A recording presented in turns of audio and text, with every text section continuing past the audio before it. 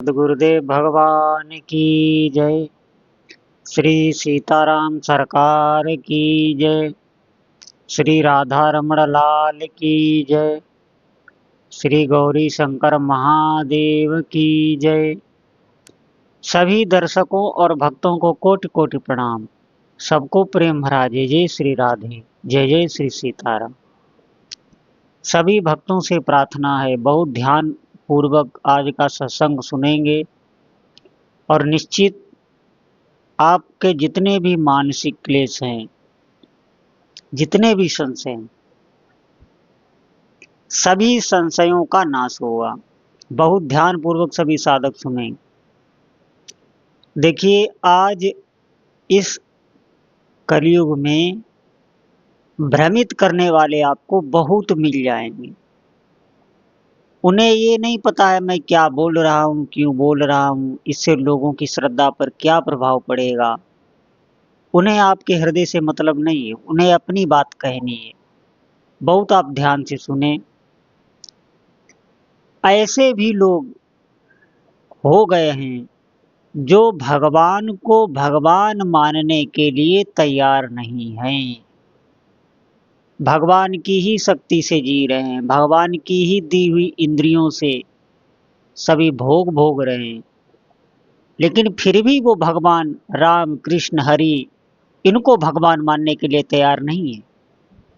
वो अपना एक नया भगवान खड़ा करते हैं और भोले भाले लोगों को आकर्षित करते हैं। आप ध्यान देना, हमारा जो सनातन धर्म है यही सब धर्मों की माँ है।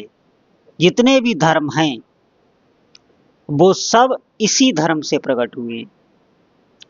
और अपने धर्म में आप एक चीज देखना, हर चीज उदाहरण के तौर पर आप देख सकते हैं। यहाँ कोई ऐसी बात नहीं है जो काल्पनिक ही हो, सिर्फ शास्त्रों पुराणों में लिखी ही रखी हो। आप ध्यान देना, ये लोग जो इतनी बातें करते हैं, तरह तरह की बातें करते हैं, भगवान को भगवान मानने के लिए तैयार नहीं। कितनी दुखद बात है ये। आप ध्यान देना, भगवान नारायण जब हम लोगों को प्रकट करने के लिए संकल्प करते हैं तो उनकी नाभि से कमल प्रकट होता है और उस कमल से ब्रह्मा जी प्रकट होते हैं। आपने देखा होगा ये चित्र कई जगह अपने धर्मशास्त्रों में बना हुआ है और कई जगह आप सुन भी इसको सकते हैं। हर शास्त्रों में, किसी भी आप पुराण को उठा लीजिए, यही पद्धति है कि भगवान के नाभि से कमल निकला हुआ है, उस पे ब्रह्मा जी बैठे हैं। जब वो उसका जन्म होता है तो आप देखना उसका नालोच्छेदन किया जाता है। उसका नार जो माता से जुड़ा होता है उस नार का छेदन होता है। आप देखना, ये वही नार है जो भगवान की नाभि से प्रकट हुआ, जिससे ब्रह्मा जी प्रकट हुए और ब्रह्मा जी ने इस सृष्टि की रचना आरंभ की। आप देखना, तो ये देखना जुड़ा हुआ जीव पैदा होता है।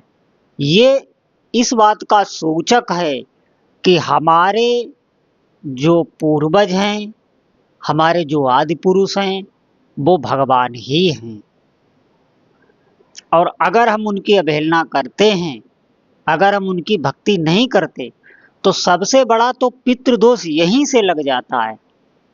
सभी पितरों के भी पितृ भगवान हैं।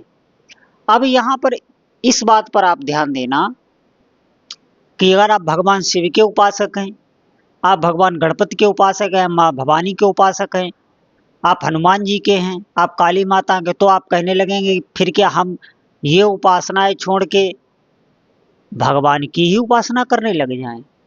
ऐसा बिल्कुल नहीं है। आप उन्हीं की उपासना करिए, उनमें और भगवान में कोई भेद नहीं है। वो भी भगवान है, ये भी भगवान है, ये सब एक ही रूप है। सृष्टि को संचालित करने के लिए इनके ये अलग अलग रूप हैं। इनमें भेद करने वाला नरकों में जाता है। इनमें जो भी भेद करना, छोटा बड़ा कोई भेद नहीं। देखिए, भगवान शिव की आरती में लिखा है, हर जगह वहां पे लिखा है प्रणवाक्षर में शोभित ये तीनों एका। त्रिगुण स्वामी जी की आरती जो कोई नर गावे, कहत शिवानंद स्वामी सुख संपत्ति पावे। जय शिव ओमकारा, जय शिव ओमकारा, ब्रह्मा विष्णु सदाशिव अर्धांगी धारा। अब आप समझें, पूरी आरती में इन तीनों का वर्णन है, कोई भेदभाव नहीं है। और भगवान का भी आपस में भेदभाव नहीं है। भगवान शिव भगवान नारायण को अपना इष्ट मानते हैं, भगवान नारायण भगवान शिव को अपना इष्ट मानते हैं। वो उनको प्रधानता देते हैं, वो उनको प्रधानता देते हैं, वो उनके सम्मान से सुखी होना चाहते हैं। जब भगवान नारायण का सम्मान होता है तो भगवान शिव को बहुत प्रसन्नता होती है। जब भगवान शिव का सम्मान होता है तो भगवान नारायण को बहुत प्रसन्नता होती है। और कोई भी कार्य अगर भगवान शिव करते हैं सृष्टि के संचालन में, किसी भी असुर को मारते हैं, कोई भी कार्य करते हैं, तो पूरी जिम्मेदार उसका श्रेय भगवान को दे देते हैं। भगवान कुछ भी करते हैं तो उसका श्रेय भगवान शिव को दे देते हैं। ये क्योंकि उन दोनों में इतना प्रगाढ़ प्रेम है। तो फिर हम भेद करने वाले मनुष्य अपनी तुच्छ अंतःकरण मलिन बुद्धि लेकर वो भेदभाव में ही लगा रहता है। इसीलिए न तो उसे भगवान शिव की भक्ति प्राप्त होती है, न भगवान नारायण की भक्ति प्राप्त होती है। और दोनों में से आप किसी की भक्ति करके पूर्ण ब्रह्मानंद में मग्न हो सकते हैं। अब यहाँ पर बात हो गई जो और देवी देवता हैं, उनमें भी यही भाव है। आप देखना, सब में एक ही भाव है और सब एक दूसरे को सम्मान देते हैं, सब एक दूसरे की आराधना करते हैं। तो सबसे पहली बात तो ये है, जो भी हमें हमारे धर्म के हिंदू देवी देवताओं से हमें विमुख करे, हमें उसकी बात नहीं सुनना चाहिए। इससे लिए भेद कभी भी नहीं मानना चाहिए। सभी देवी देवताओं की आराधना करनी चाहिए। हमारे इस शरीर पर पूरा अधिकार है, क्योंकि हमें जो वायु मिल रही है, जो धरती रहने को, ऊपर अंबर सूर्य भगवान में जीवन दे रहे हैं, चंद्र नारायण हमें शीतलता दे रहे हैं, सब कुछ हमें प्राप्त हो रहा है। ये देवता इसके लिए बनाए गए हैं, इसीलिए हमें देव पूजन भी करना चाहिए। नाम जप से आपको सभी देवताओं की पूजा स्वतः प्राप्त हो जाती है, बिना किए हुए ही। लेकिन नाम में आपकी जब आसक्ति हो जाती है, तब तक हमें सभी देवी देवताओं का सम्मान करना चाहिए, सभी की पूजा आराधना करनी चाहिए। जो आपकी परंपरा से चल रहा हो वो पूजन भी करना चाहिए। जो आपके घर परिवार में इष्ट देवता, कुल देवता, उनकी पूजा होती हो वो भी करना चाहिए। माता पिता गुरु इन सब की सेवा करनी चाहिए। अतिथि गौ ब्राह्मण सब हमें धर्म से ही चलना चाहिए, धर्म से विमुख नहीं होना चाहिए। जब आपकी नाम जप में प्रगाढ़ आसक्ति हो जाती है तो एक भगवान की आराधना करने से सभी धर्मों का फल मिल जाता है, क्योंकि सबके मूल में भगवान है। भगवान की आप आराधना कर रहे हैं। अब आप इससे स्पष्ट कर सकते हैं कि जब हमारा जन्म होता है तो हमारा नालो छेदन होता है।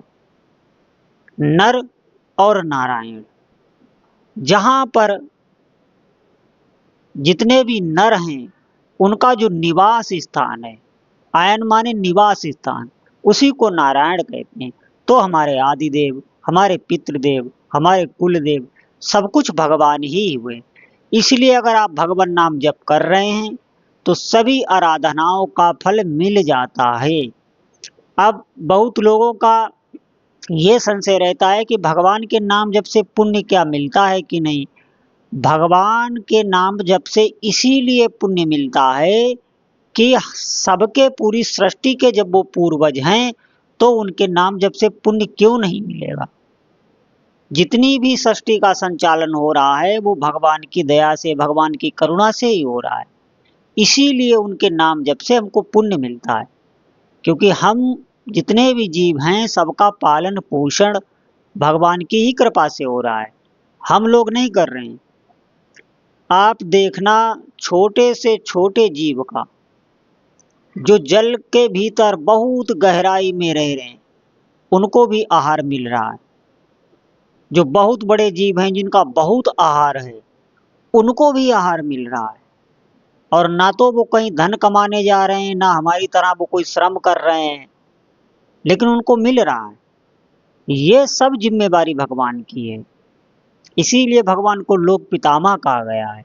लेकिन आज इस कराल कलिकाल में इतने ज्ञानी हो गए कि वो भगवान को भगवान मानने को तैयार नहीं है। वो भगवान के ये जो दिव्य अवतार होते हैं इनको अवतार नहीं कहते, वो इनको महापुरुष तक नहीं बताते, भगवान की महिमा पे अंगुली उठाते हैं। ऐसे लोगों की कथा कोई भी वक्तव्य हमें नहीं सुनना चाहिए, कोई भी चर्चा नहीं, इससे अपराध लगता है। भगवान के जन्म की महिमा समझना सबके बस की बात नहीं है। जब माता भवानी को संशय हो सकता है क्या ये वही राम है जो ब्रह्म है, जो सनातन है, और भगवान शिव की भी बात ना मान के वो उनकी परीक्षा लेने के लिए चली जाती हैं। इधर भगवान ब्रह्मा को भी संशय हो गया, क्या ये वही ब्रह्म है? ये देखो सबकी जूठन खा रहा है बैठा, ग्वाल वालों के साथ ग्वारियों की तरह इसका वेशभूषा है, ग्वारियों की तरह बर्ताव कर रहा है, रो भी रहा है, इसे दुख भी हो रहा है, ये कैसे ब्रह्म है? ऐसा संशय ब्रह्मा जी को भी हो गया। गरुड़ जी को संशय हो गया जो भगवान के वाहन है। वो कहते हैं ये कैसे भगवान है? अरे हमने इनको गरुड़ पास से छुटाया। जब नागपास में भगवान को बांध दिया गया था तो गरुड़ ने ही छुड़ाया था। तो इस बात को लेकर उन्हें संशय हो गया कि ये भगवान नहीं हो सकते, और फिर वो भगवान शिव के पास गए अपना संशय दूर करने के लिए। फिर भगवान शिव ने उनको काकभुसुंडी के पास भेज दिया, तो वहां उनका संशय दूर हुआ। अब आप ध्यान दें, भगवान शिव ने खुद संशय दूर नहीं किया, पक्षी को पक्षी के पास ही भेज दिया, क्योंकि पक्षी की बोली पक्षी ही समझ सकता है। इसीलिए काकभुसुंडी ने उनको ज्ञान दिया, तब उनका संशय दूर हुआ। इसी प्रकार हम मनुष्यों को कल्याण करने के लिए, हमको धर्म सिखाने के लिए भगवान मनुष्य जन्म ग्रहण करते हैं, क्योंकि मनुष्य बन के ही मनुष्य को समझा सकते हैं।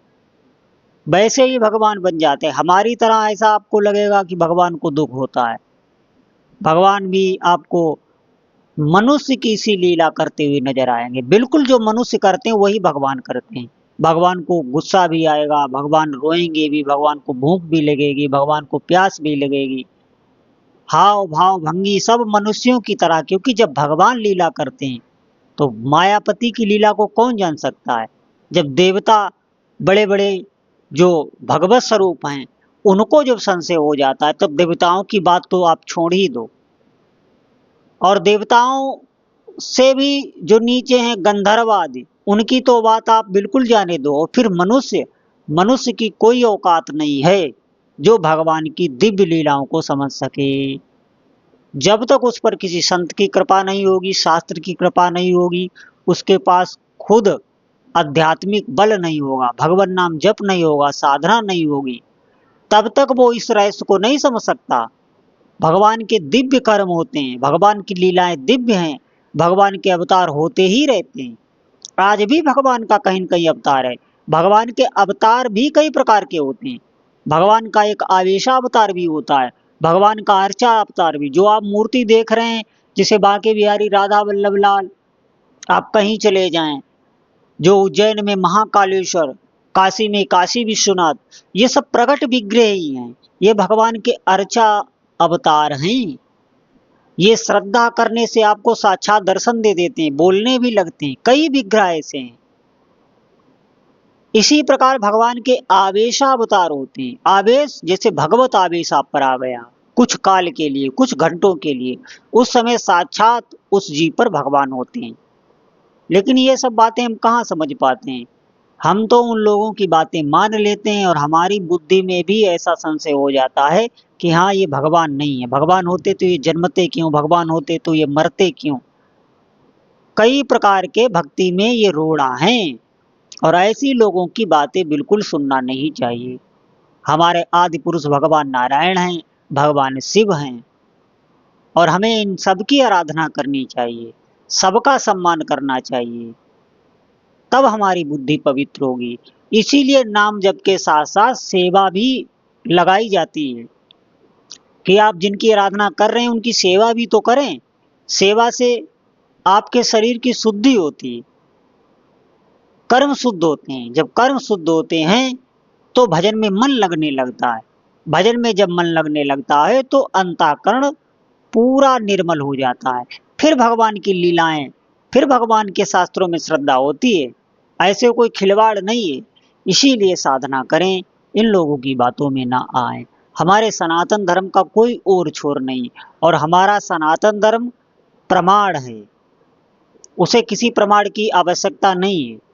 और आप किसी भी उदाहरण में, प्रगट में आप उसका मिलान कर सकते हैं। शास्त्रों में जो बातें हैं वो लिखी ही नहीं है, उनका मिलान भी आप कर सकते हैं।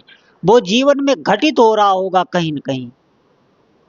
तो सभी भक्तों से प्रार्थना है, अधिक से अधिक भगवान नाम जप करें और श्रद्धा बनाए रखें।